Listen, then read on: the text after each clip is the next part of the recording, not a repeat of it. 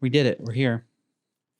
Dude, things are wild. Things are absolutely wild right now. Justin, it is rare that you are in a space where you're kind of so stressy. It's not usual, Justin. For the first time, I felt like paralyzed from all the things I had to do. Like it was a moment where I was like, that's never happened to you. I don't know what direction to start running because there's so many ways I need to run right now. Well, I have full confidence in you. I think you can get a lot knocked out. I'm a big fan. I'm always on your side. But it's interesting that it is a rare space for you to be in. Yeah, it's just constant things being put on us that like are very important. So there's like no and urgent. Yeah, there's no like low level priority things that we're doing right now. It's just like if it's low level, it's not happening. It's like straight up like it's either the most important thing ever or we're ignoring it because like it's only one or two. There's only two knobs on this Yes. ride. So but we are surviving. We're doing great work. It helps if the work is meaningful. If I was like marketing headphones or something, I'd be like, guys, come on. Like, what are we doing here? You know what I'm saying? It is meaningful work. And I think that's wonderful. It makes it a little bit easier to manage, but it's just a lot, but it's been good. Are you guys going anywhere for spring break? We're going to Waco, Texas. Oh, that'll be lovely. My family lives there, my dad's side. So we're going to go visit some people and do some. So I guess you guys don't feel like you have to do the whole Joanna Gaines. No, we've done that before. So we're going to do more like the zoo and there's kid stuff to do. So our kids don't care about Magnolia. Like they don't care. And honestly, it's funny when we go and my family, like Waco hates the Gaines. This will not be on the podcast. Waco locals, like they do not like them because they raise their property taxes. Like yeah, tourism. Yeah. You boosted our economy. But like at the same time, like the homeowner in Waco has just like in the past 10 years has really taken like a huge hit financially. I mean, they could sell their home and make some money, but they don't want to leave. Like they love Waco. They're not moving. This is where I want to be. But their property taxes have gone up huge. You know, okay, so I don't know if you know this, but I'm from Laurel, Mississippi. And that's where is that what's happening too?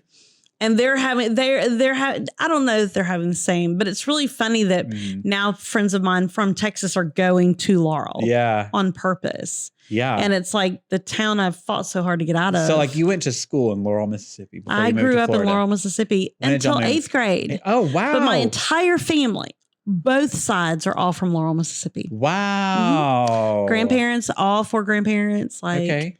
Yeah, Jones County. Do you watch it? What's it called? I Hometown? do. What's it called? It's Hometown. Oh, okay. Oh, and I really love it. I love the show, and they have a great eye. Yeah. But yeah. Oh, actually, did I tell you this? Like one of the houses that they renovate is my grandmother's house. What? Like, I played and hung out in that house as a kid. Cool.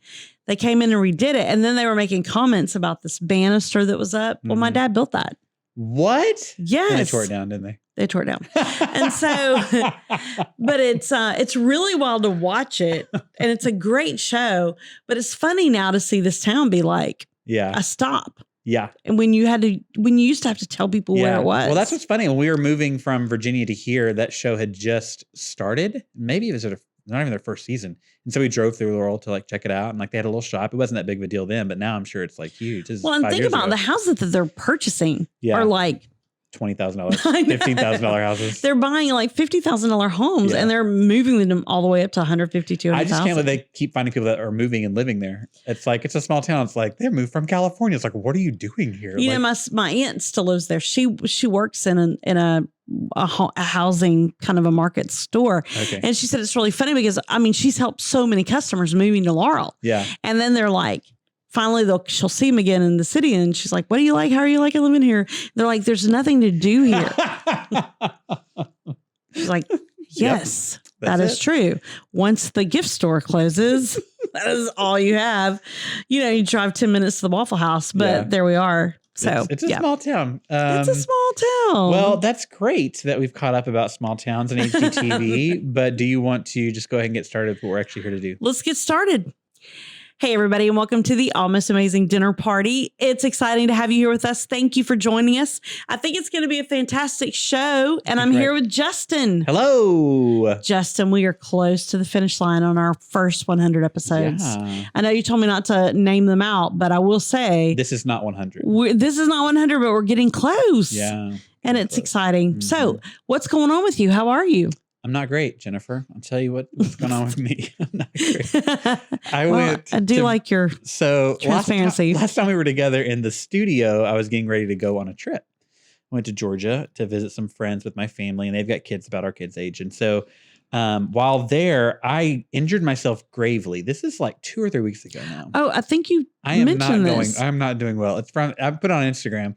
But my kids wake up at 5 a.m. no matter what. And apparently when they wake up, they just wake up yelling. It's like they're asleep and then their eyes open and it's just shouting. Like there is no like easing into the day. But we're sharing this house with my friends. Like it's their home. And so they wake up and they're just stomping around and yelling. And it's like 5 a.m. And so like I go up the stairs. They have 3 floors in this house. It is a huge house. And our kids are staying on the 3rd floor. And so they've gone down. And so I'm trying to go down and chase them to like, shut up, and I just... and just like down 4 stairs or whatever. Oh. And the stairs were pretty heavily carpeted, so I didn't think much of it. But like as the day went on, I was like, oh, wow, I did something. And I don't know if I bruised it or broke it as far as my tailbone goes, but like apparently it's the same. You don't do anything for it, whether it's broken or bruised. Right. You just like, you deal with it. It's like, this is your life for 2 months. And so I like right now I'm like very tentatively sitting on this couch, like in a certain way. So it's like, it is ruined my life. Like literally. It's a pain in the rear. It is a pain and it's ruined my life. And it's like, it's been like 3 weeks. I'm like, is this ever going to stop? And they say like, if it's broken, it's 8 to 12 weeks, like a full 4 months of my life could be what I'm looking at and there are 3 positions the human body can be in: standing, sitting, or laying down. And sitting is my second favorite. And I don't get to do it without pain right now. So it's just like, it's standing, which is the worst, or laying down, which I love, but you can't lay down anywhere. There is nowhere acceptable on a daily basis where we could lay down. Like no. It's standing or sitting only. And it just makes me frustrated. I wish we could lay down more. Like I wish there were more like pads on the floor, like little the pallets. Greeks, yes. Like how they used to like lounging. Yes. Lounged. And wasn't Jesus like the Last Supper? Wasn't it like lounging? I think some of the depictions are we need to bring lounging. back the low tables like in Japanese culture and lounging. They've got grapes. A lot of grapes. Because there is no room for laying down. But that more I need that in my life. So sorry. So that's where I'm at right now. Not great. It feels like it might be getting better, but there's some days where I'm like, I don't feel any different than I did 3 weeks ago. And I'm getting concerned. But there's nothing you can do. No, I just bought my little donuts and I sit on my donut. And when I'm at home, I lay down as much as possible.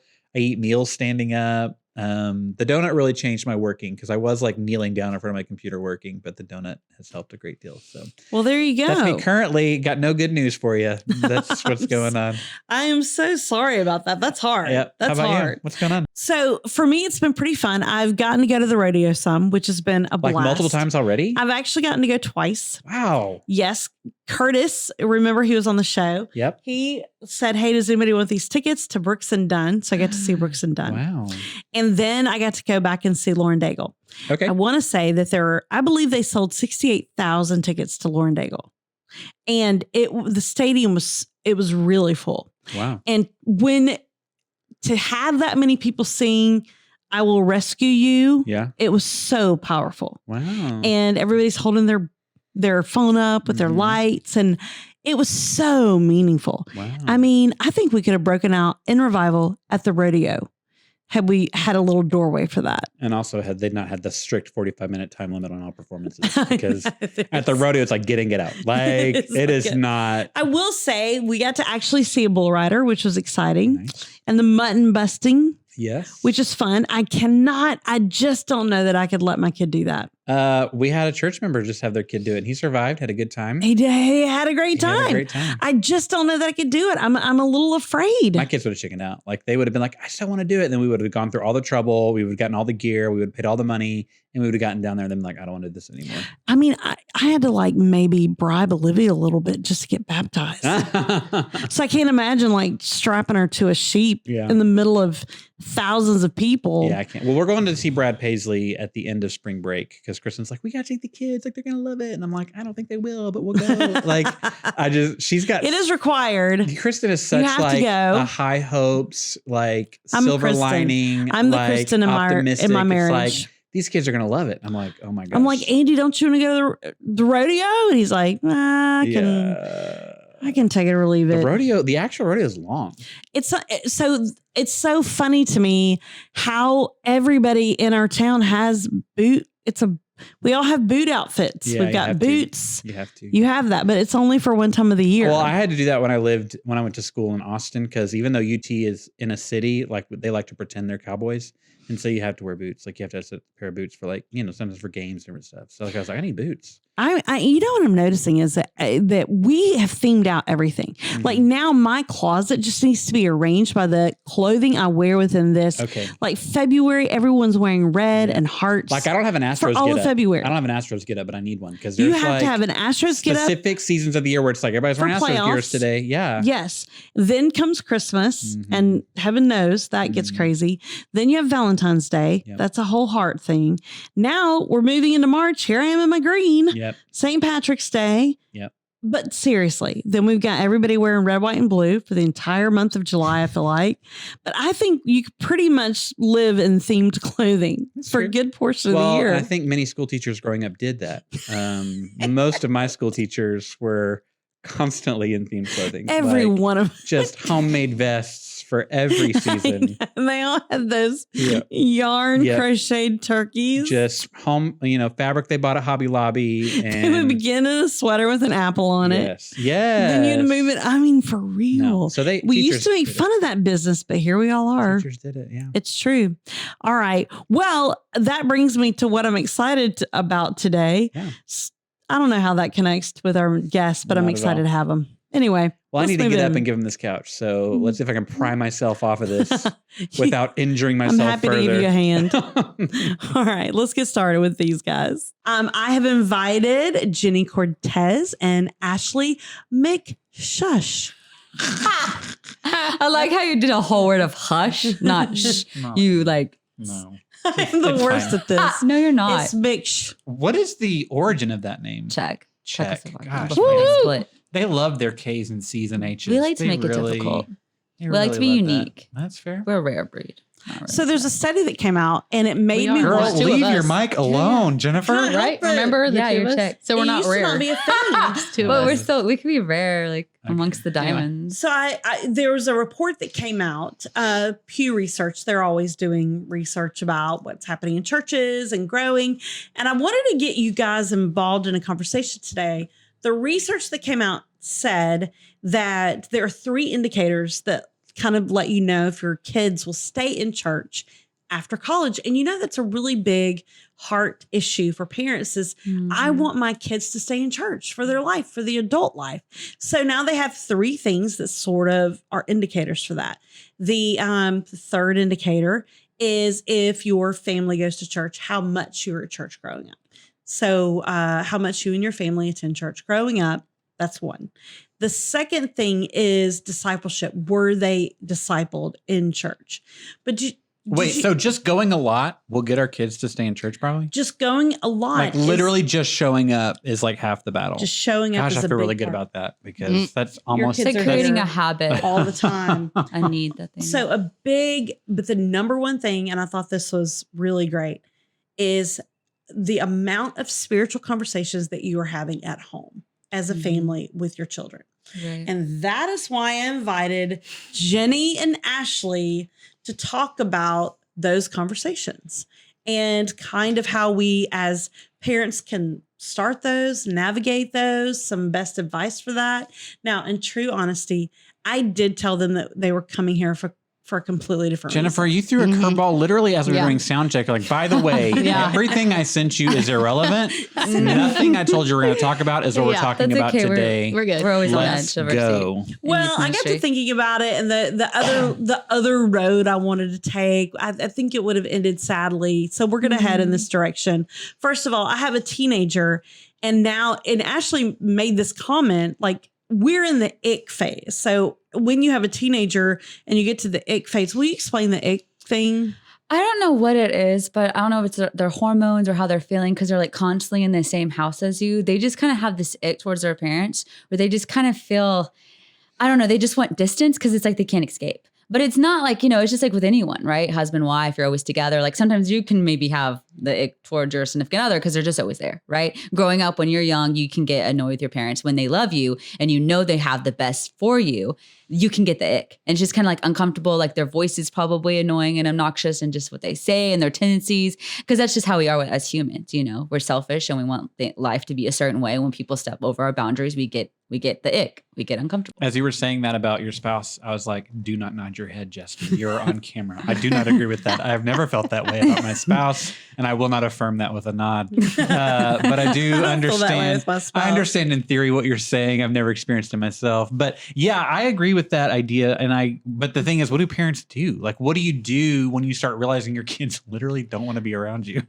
Well, and you have to just remember, like, kids are also very reactive, right? Like, that doesn't mean that that's their true heart, but they react. Like, all of us react to something. And I think it's knowing, like you even said, implementing habits of going to church regularly, like, that will be long-term so valuable. And in the moment, they're so based on emotions and reactions, which isn't solid. That's no foundation. And so it's not taking it personal, but it's always showing to them, like, I love you. I care about them. I care about you. And just building trust with them, which is what we always talk about. Like, when they know that you have their best interest, then they'll know that in the long run, you're there for them. In the moment, they might not realize it because they're emotionally like driven, especially in society today. Everyone's very reactive with their emotions and impulsive, but that's not their true self. That's not like what God's called them to be. But in the moment, it's so hard for them not to play in it. And you as a parent cannot take it personal, like you're doing something wrong. Of course, you have to be self-reflective. Like if they're hurting and they're going through something, how do I respond to them? Now, if you respond where you're belittling them and how they're feeling, that can hurt trust and they will pick up on everything you say. And then they can harbor bitterness and some type of, the ick because they realize, wait, that they didn't react to that the way I wanted them to. Yeah. That doesn't mean that you don't have their best interests. It doesn't mean that you don't love them. It's just they didn't like what you had to say. Yeah. And it's because in their life, that's their everything, whatever you might belittle. What you just said about belittling a pastor, or maybe as a podcast I was listening to, really brought that home when, you start saying like, okay, and this was specifically in student ministry, but like with your children, we start thinking their problems are not that big. It's like, oh, this really isn't that big of a deal. It's like, what do you think God would feel about all your problems? Like he doesn't think your problems are a big deal either, but he doesn't belittle them. Space. He always makes so space like for if you look at the relationship between your children as the relationship you have with God, when you have a problem in God's world, your problem is not that big a deal. And he's like, why are you freaking out about this? Right. But we're like losing our minds. And so if he belittled that or wasn't attentive to it, that's the same feeling we would get, our kids would get if we did that to them. So that kind of helped me a little bit, even as my kids are like freaking out about things that literally don't matter in this moment at 7 and 5. Like I have to remind myself it is important to them and I can't say it's not a big deal. Like I have to look at it different ways. That's huge. Especially if you look at, Jesus and how he spent his time with the disciples. Like he always made time for their messy business. That was not the big goal. That wasn't the heart and mind. Like he always tended them, even the people of that time who were broken and, unlovable. Like he still just always spent time with them. And that's so valuable in how God sees us and how we should view our students and your children. Yeah. He even settled things like, so when we get to heaven, who's going to be sitting? I don't know. Am I going to be sitting closer to you? Am I going to be down the line? So Jeny, now you have teenagers, you have young guys that have a little bit older. Did you go through an ick phase with them? Because I know I'm in the middle of the ick desert. Yes, absolutely. So you experienced that. Yeah, for sure. I don't know what parent hasn't. And it's almost like you're lying. Feels like I'm the only one. Did it wrap up? Has it wrapped up some of it? Yeah, some of it. And it depends on the day. But there's also days where I'm like, y'all are ick to me too. It can go both ways, but I would not ever say that to them. Inside I'm saying it, but I would not verbalize it. But yeah, of course they've gone through the ick phase. We have today, Olivia sent me a text and it says, I just want to see you right now. And I'm like, what? I'm showing up right now, about to pull up. No, I'm on my way. And I responded, I put, me? Are you okay? And then she wrote back, oh, sorry. Wrong person. Totally meant for someone else. And I was like, no. Yeah, for real. I believe it. That was today. I do believe that. So you have the ick. You have the ick. And this is why I say, man, just teach your kids everything you can about Jesus while they're young. Like, be talking to them all the time, Right. whether it's object lessons or characters, or this is how this connects. Because at that point where you hit ick, man, it is hard. And you feel like awkward bringing it up. Like, oh, have you thought about praying about this? Have you been, you know? Yeah. So what do you guys say? So now you're a parent, there's the ick. So you're not even like sure you're supposed to be even around them, but now you've got to have these spiritual conversations. Jeny, what's some of your advice for starting spiritual conversations with your kids? I would say you have to have them. You can't not have them because you're scared that they may ick about it, and they may still ick about it, but you don't want it to be like, oh my gosh, I just didn't bring it up because I didn't want them to be ick about it. And I want that, they're going to have to understand that you're doing this because you love them. And it's, how are you bringing it to them? Are you bringing it to them in a way, like a condescending or a disciplinary? Make it like casual and say, hey, like, and sometimes I'll use examples of life, like, oh, maybe it was something that was said or somebody treated them some way or whatever.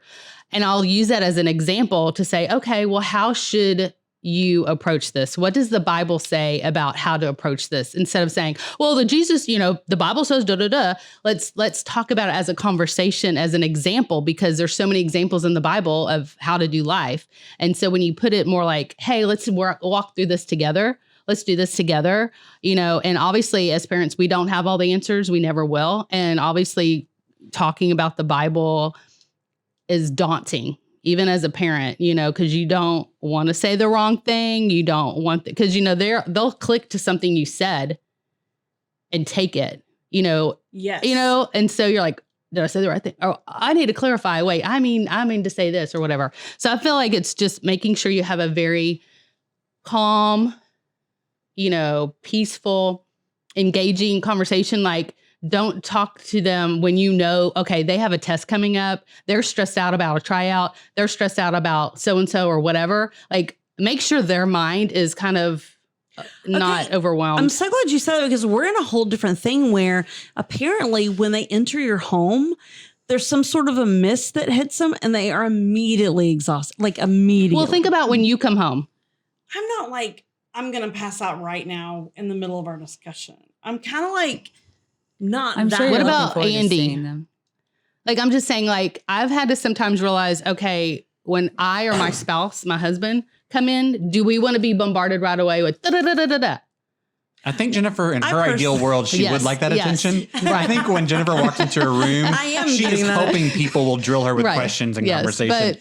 But I would say for the average person, they're in that same boat. Especially teenagers. I've also seen that with teenagers in particular, you talk when they're ready to talk, as in like, you may have an idea of when you want the conversation to happen. You just gotta, you gotta wait. Mm-hmm. You gotta wait till you see the signs that they're gonna, and they said it may be 10 p.m. and they suddenly are talkative. It's like, you better wake up and you better pull out of your files of things that you were ready to say or you wanted to talk about, because they dictate when they're going to be ready. You can't start a conversation with them. You have to let them lead it. Especially because I had this recently with one of my sons, and I was like, well, why didn't you say something when we were asking you about it? He goes, I literally just got home. I didn't want to talk about it. I wasn't prepared for it. So it kind of caused him to shut down. And I was like, I'm so sorry. Like, I should have asked and just, but. So it's looking for cues about when they're ready, because they're not gonna be like, I'm ready to talk about this now. Yeah, exactly. But there's times of the day and times of their life where they're more chatty than others. And that's when you can probably broach those topics a little bit easier than on your terms.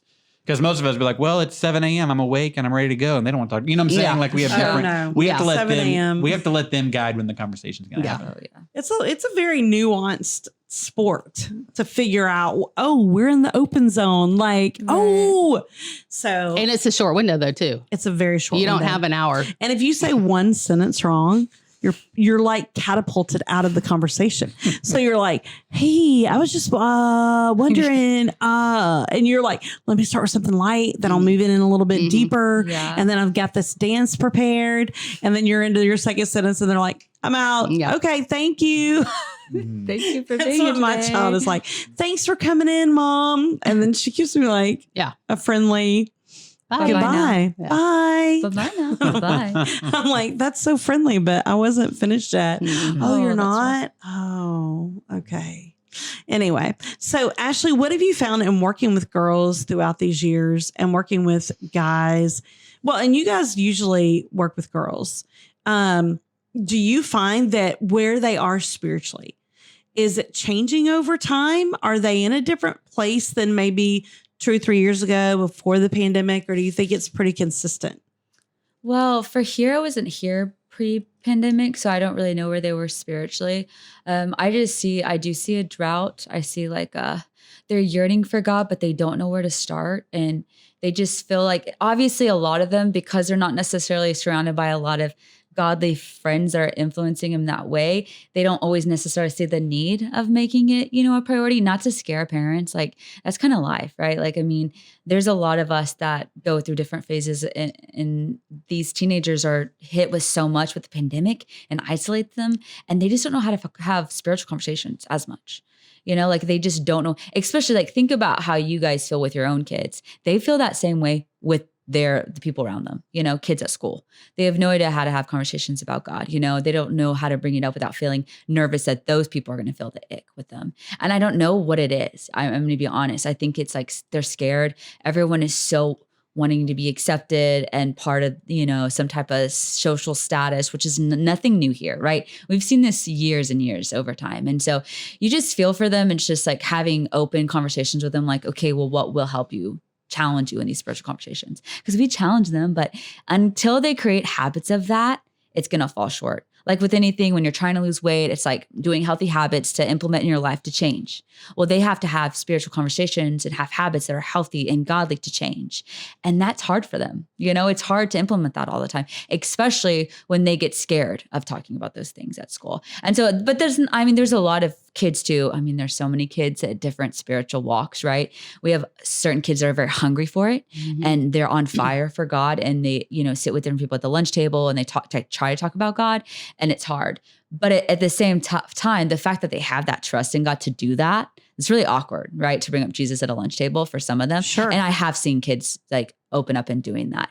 It's just, how do we just keep showing up for them and encouraging them when they feel like they failed? Because you have to remember, it's not for others, it's for God. Like you're changing people's lives by sharing the gospel. And you have no idea the moment you share the gospel, how you can alter someone's life. Like I've said before, I was told the gospel by a 13-year-old, and she changed my trajectory, my whole world. She has no idea she changed my life. She has no idea. And I want these kids to feel empowered. Like, don't be afraid of what people are thinking. It's saving these people, right? I've heard this story, and I don't know how to say it right, but there's a story about this girl, and she's talking to her friend, and she's like, I'm going to go outside and take my dog to go to the bathroom. This is so random. But so she goes outside and she sees a snake on the ground, right? And she's like, freaks out. She takes the dog, she comes back in, and she's like, oh my gosh, there's a snake. But she doesn't tell her friend. And then her friend goes outside. And then she comes back and she's like, why didn't you tell me there was a snake? Like, I got bit, And it's like, well, I just wanted you to do your thing. Like, I didn't want to that's your vibe. Like, I didn't want to it's like us warning people like, hey, like your life is destructive. If you don't bring spiritual elements in it, it's going to be destructive. But people are afraid to warn people if they don't do that. Does that make sense? It's kind of like, that's a great picture. And that's, that's really meaningful, because what I think our youth, especially, we're in this urban setting, and there are so many different beliefs and languages and cultures. And so a lot of the value that they have is diversity, inclusion. This new language, it makes it feel like Christianity is exclusionary. And the fact that you would say that Jesus is the only way is really shocking and really inappropriate, almost inappropriate. Like Olivia, I remember she was talking to some of her friends about Jesus, and some other friends got upset because they were Muslim. And the teacher ended up saying, we don't need to have those conversations in class anymore. She literally said, we're not doing that because it's getting upsetting, because you're telling kids they're going to hell, which I totally get. That's a little, that's intense for a third grader. But it's hard. That's a really hard space to be in when you're trying to I respect your way. But I think it's maybe wrong. And it feels scary. Yes. And it's harder for them than it was us growing up, because we grew up in a much more, open maybe like a Christian, maybe more a Christian heavy culture or a more Christian friendly culture. But now it's just a kind of a different world. Yeah. Jeny, do you see that too when you meet with students, that they struggle talking about their faith with friends? Yeah, they do. Absolutely. Because they don't want to be judged. They don't want to be like, oh, because what some people believe, well, Jesus says this, and it's not what I believe. And so when you are a follower of Jesus, that means you don't agree with me, and we don't align up together, and you can't be friends or whatever. They don't want to chance the risk of losing a friend. Right. Because friends are so important to them, as they should be. But biggest. They don't want to lose a friend. So pain. I think we're talking about two different things. We're talking about helping other people believe and you growing in your own faith. And I think, yes, those are entwined. Yes, you grow by sharing your faith. Like that's a spiritual discipline. But I think spiritual disciplines can be seasonal too. And then maybe if your kid is struggling with the sharing their faith, it's like, okay, well, let's just work on another spiritual discipline for a while. Mm-hmm. let's work on something else. Like if it's not evangelism right now, it's scripture memory. That's true. That's a good point. It's prayer. It's okay. No one's going to judge you for starting a prayer journal. Let's start with that. Like, I think a lot of times we have this idea of a perfect Christian. We're trying to make our kid this perfect Christian. It's like, okay, well, if you're getting resistance on scripture reading, then let's move to prayer, or let's move to let's focus on something else. In the same way, you would, if you're struggling in one area of your life, you can focus on something else and be successful. I think spiritual is the same way. So I think sharing your faith as a teenager is not, I just don't know if it's the crux of you becoming a good Christian or becoming someone who's in love with God. I think it's a natural outpouring of when you are in a good place with God. The motivation doesn't become, I got to help my friend not go to hell. It's, I love God so much, I need you to know this. Well, and for me, I was talking more about accountability with each other, like Christian believers both accountable. Right. And so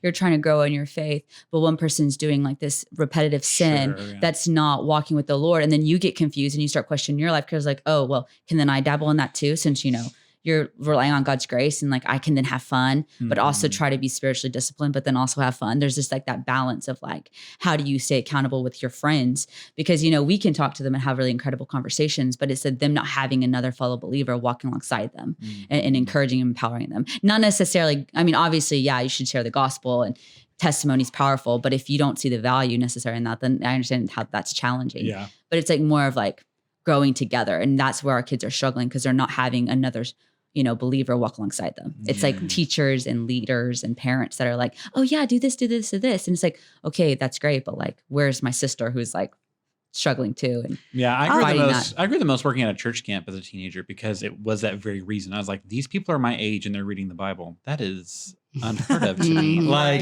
it was a really bizarre, cool, but a real good kick to get me into gear because it was people that were just 1 or 2 years older than me working at this church camp that were like reading the Bible and talking about God and being open about their faith with each other. And I was like, oh my gosh, like it was wild, but it took a whole summer being separated from everything else and being immersed in a church camp to like have that motivation. To be in that space. And it's hard to recreate that without like extracting them from the chaos. Well, plus the other thing we've always said is sharing our faith is not about, really about what we say. It's about how we respond. How do we act? So when situations occur and the way you react to them is another way to show people, hey, I'm a Christian. I believe in what Jesus tells me and how I should act and behave because I'm not reacting as the world reacts. Right.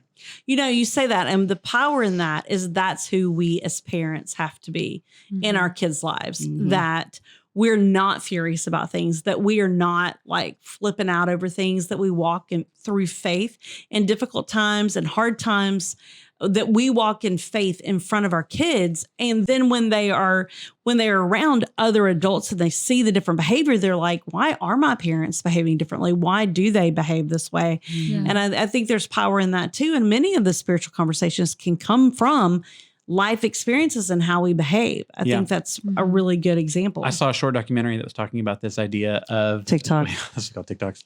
That was talking about this idea of like parenting is not controlling your kids' emotions, it's controlling your own emotions. It's like when you're first starting parenting, you're like, how do I control this human? And that is impossible. Like it's impossible. Right. Yeah. And so then it's how do I control my emotions around this human and set the example? I think your faith is the same way. In our heads, we're like, how do I shape this person's faith? Impossible. Like really, you can't make your kid a Christian, but how am I a Christian? And how am I responding to them in their pursuit of God?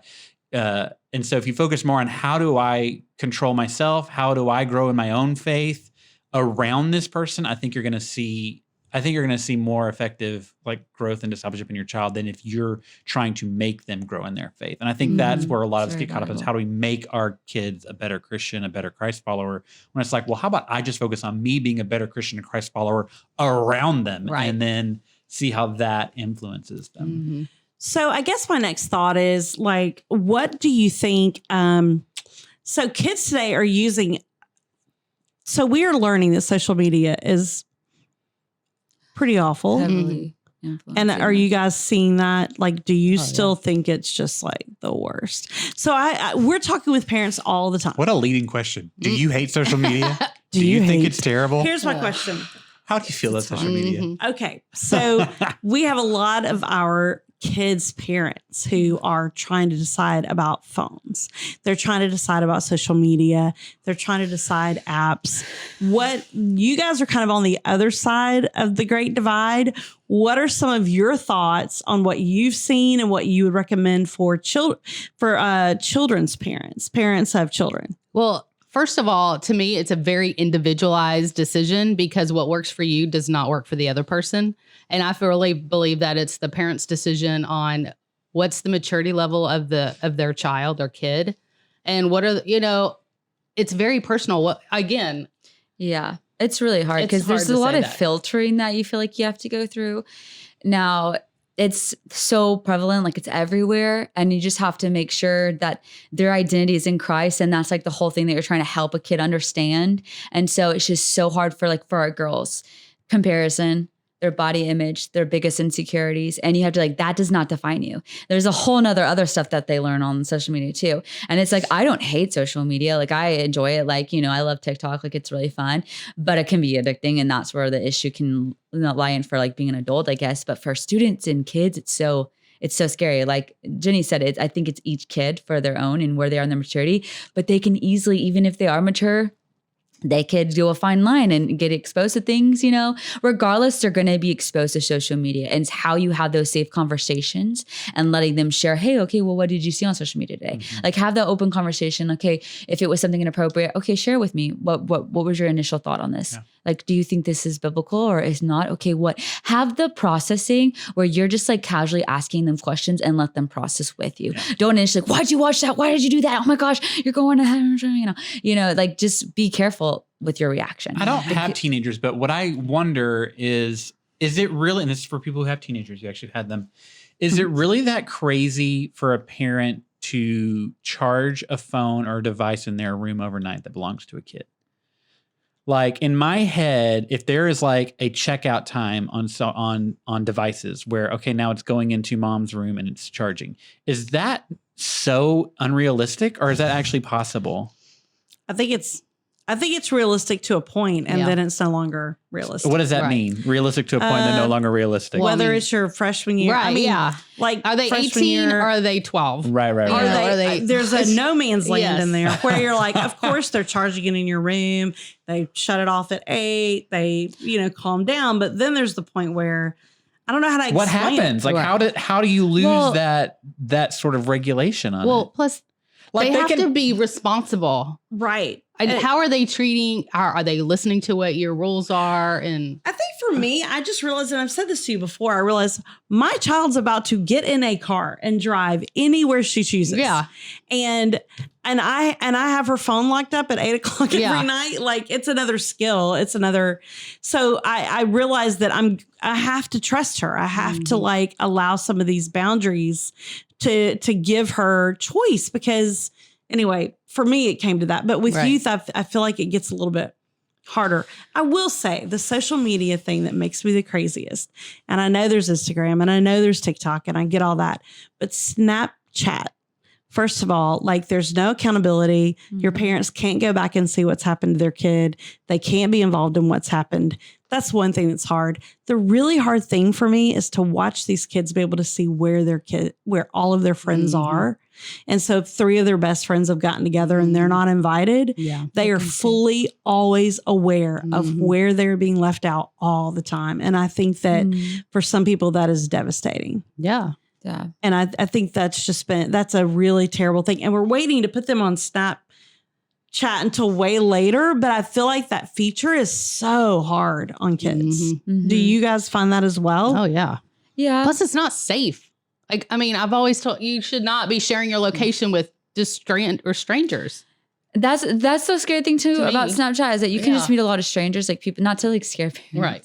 But they need to know I have this. kids hate us for sharing this. Whatever. But like you can just find like people on Snapchat. They'll be like, oh, friends of a friend of a friend. And you'll add them and you just start chatting with them and you have no idea who they are. And then if you have your location for all to see, then they can see where you are. Yeah. And that's the scary thing.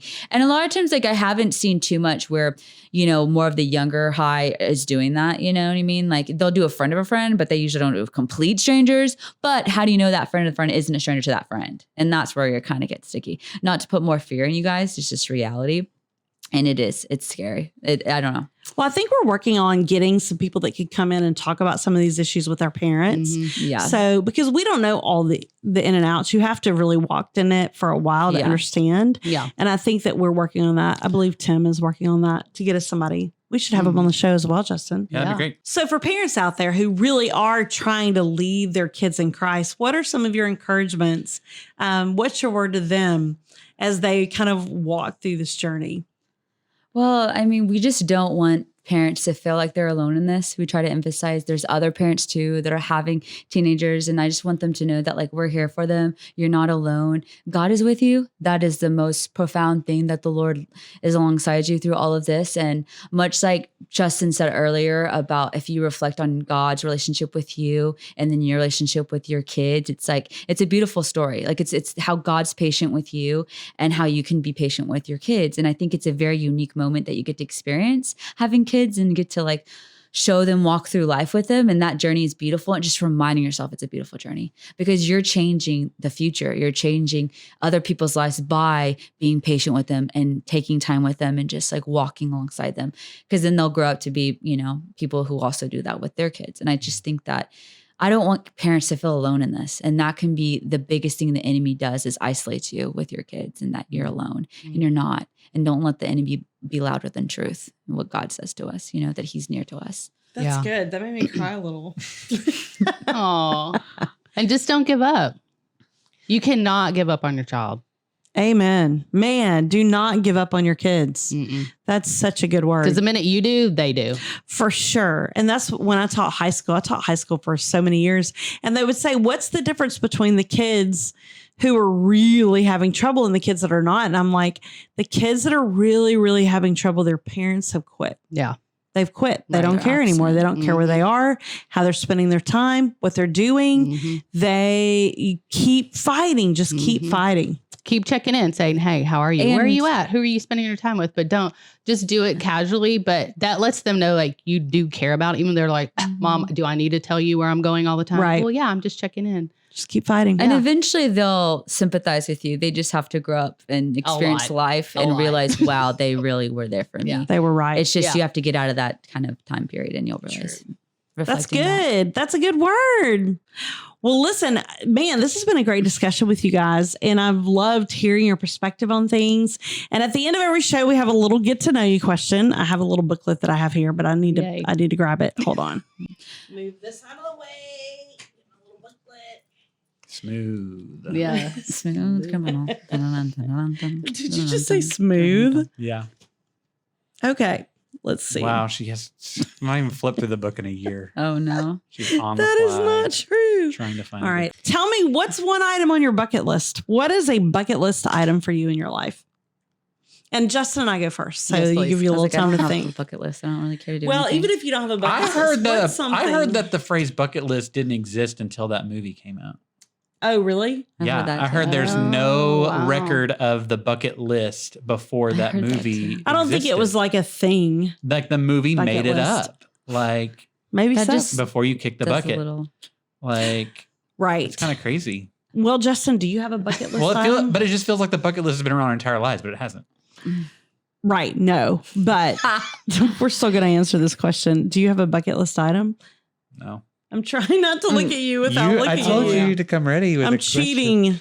A bucket list item. You know what I think? I would love to see. I think for me, the bucket items are either relational or are seeing places that I have never seen. I would love to see the Northern Lights. I think it would be really cool to be outside, hot cup of chocolate, coffee, watching the lights. There are people that literally get to do that, and it's not a big deal. It's not fair. The lights. Mm-hmm. Oh, the lights again. I know. They're a little bit later tonight. Yeah. Yep. So that's a bucket list item for me. That's a great one. Sure. Do anybody else have one? Something you want to do before you die. Like that's basically it, right? I think Jeny has one. No way. Go for Jeny it. is like an explorer. She's an adventurer. I do. I mean, I would totally be like, I would love to go off the grid for like a period of time and literally just go explore and like take like my dream job. I mean, yes, I am in my dream job right now, but you know, my other dream jobs would literally be just to go explore with my camera and just be like taking photographs of every single thing and just exploring nature. Like I loved being outside and in the world and exploring new places. So to be like off the grid, no phone, nothing, and just out in the wilderness or that sounds cool. I don't know. It just, and I'm totally fine being by myself. Like, I'm like Justin, like, I don't need people. So do you have one on your bucket list? You weren't saying I was terrible, Sergi. I think you're awesome. I just get a lot of Justin doesn't care, and I don't. But I do. I say that. It's like I'm the Justin doesn't care. It's like my personality trait. What I want to do is be on a reality show so bad. So bad. I want to be on a reality show. Have you ever signed up? I've applied to one, but like right now in our phase of life, my wife is like, you can't disappear for 2 months. Go away like it's just not going to happen. So, cause it's like a time commitment, and now they have like COVID buffer zones. So like don't even start recording for 2 weeks after you like, so you know what I'm saying? Like you have a quarantine. It's really and you start, high maintenance. So, you know, the closest I got was one time this lady called me to be on America's Worst Cooks. And because I had a video that was popular and she's like, we're looking for viral stars, which I'm not viral anymore, but I was at the moment. And she's like, hey, are you a bad cook? I was like, no, but I can pretend to be a bad cook. I was like, she's like, do you know anybody that's a bad cook? I was like, actually, I do. And I told them about Jennifer, and she talked to Jennifer. It was really so well-known funny. Bad cook. Yeah, I was like, she's great. She's funny. And she talked to her. And so she's like, yeah, let me bring you on as a team. And then she's like, well, actually, now we're going to go into like a mixture of bad cook and also looking for love. So Jennifer, would you like to be on this show? Yes. She talked to me about that. And I was like, sure. She goes, are you like in a relationship? And I'm like, no. Maybe. But you said they sometimes take people who are. Yeah. Well, yeah. Mr. Didn't she ask you if you would pretend? If she'd be like, well, can you pretend? Yeah. Can you? She said, is that on social media? Do people know about that? And I was like, I don't know. Do people know that you're married? Yeah, they know. So, Ashley, do you know one? Do you have a bucket list? I mean, mine would probably be relational, and it would be like, it would be really cool to like encounter the girls that I've been like pouring into over my life, seeing like later in life, like when they're adults and have kids, and just see where they're at and just have like a conversation, just like how they're doing and like how they're feeling.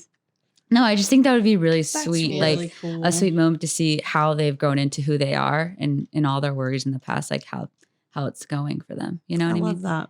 Because I'm not like a sightseer. I don't really like, oh, that's pretty, but then I go back home. So like, why does it matter? Wow. Okay. She's so intentional. I feel so much better about mine now. No, I'm the odd one. Like I mean, no, I'm just I really think that's meaningful. People like you have meaning in yours. We will call you up and find you, because my daughter, you've poured into her. Yeah. Both of you have. So I'm very thankful for you guys. So thank you guys for joining us today. Thanks for having us. Thank you for being flexible on our crazy conversation. And Justin, thank you. Yes, you're welcome. Hey, if you were listening this far, congratulations. You got a lot of good wisdom about parenting teens and leading them spiritually, and just a lot of great insight about that.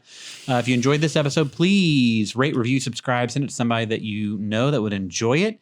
And if you're new, start working your way backwards in our catalog. We got a lot of great people we chatted with. And if you are listening to this on an app, you can now watch this on YouTube. So the link is in the description if you'd like to go back after completely listening to this show and you want to watch it. You are welcome to do so, or you can always just check out that playlist link there for past video episodes. It's kind of new. We only have a few episodes, but we're working on building up our library. And you can always email us at podcast@cityrise.org if you have suggestions for people that we could talk to. too. Thank you, Justin. And thank you, ladies. And we hope you've had an almost amazing time on the Almost Amazing Dinner Party.